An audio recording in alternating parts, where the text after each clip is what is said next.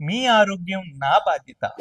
బిర్యానీ అంటే ఒక emotion. Mutton biryani, గోంగూర బిర్యానీ. అసలు బిర్యానీ అంటే ఇష్టం లేని వాళ్ళు ఎవరైనా ఈ భూమండలం మీద ఉంటారండి? అసలు బిర్యానీ తింటే ఈ శరీరానికి మంచిదా కాదా? అసలు హోటల్కి వెళ్ళి మనం బిర్యానీ తింటే ఎన్ని గ్రామ్స్ ఉంటుంది, ఎన్ని క్యాలరీస్ ఉంటాయి, ఎంత న్యూట్రిషన్ ఉంటుంది, అసలు బిర్యానీ తిని కూల్ డ్రింక్ తాగితే మన బ్లడ్లో ఎంత గ్లూకోజ్ స్పైక్ పెరుగుతుంది, దీంతో పాటు ఒక ఐస్ క్రీమ్ తింటే ఇంకెంత గ్లూకోజ్ స్పైక్ పెరుగుతుంది, ఇవన్నిటి తెలుసుకోవాలనుకుంటున్నారా? అయితే పదండి. తినిన తర్వాత ఈ స్పైక్ చూడండి, ఇది 2 o'clock నేను తింటే ఈ స్పైక్ దాదాపు 2:10కి వెళ్ళింది. అది తగ్గడానికి చాలా టైం పట్టింది. చూడండి అలాగా మెయింటైన్ 180లోని 150లోని మెయింటైన్ అవుతూ ఫైనల్గా 100కి అంటే 110కి 7 o'clock వచ్చిందండి ఆ స్పైక్.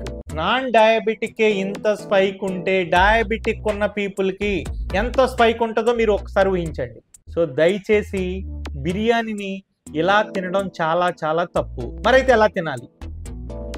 నేను రేపు ఎలా తినాలి, ఎలా తయారు చేసుకుని తింటే ఈ గ్లూకోజ్ స్పైక్ ఉండదు, ప్యాంక్రీస్ మీద బర్డెన్ ఉండదు, డయాబెటిక్ పేషెంట్ కూడా బిర్యానీని చాలా హ్యాపీగా తినొచ్చు, ఓవర్ వెయిట్ పెరగకుండా కూడా ఆ బిర్యానీ చాలా బాగా ఉపయోగపడుతుంది. దాని పూర్తి వీడియో కోసం stay tune and subscribe my channel. Thank you.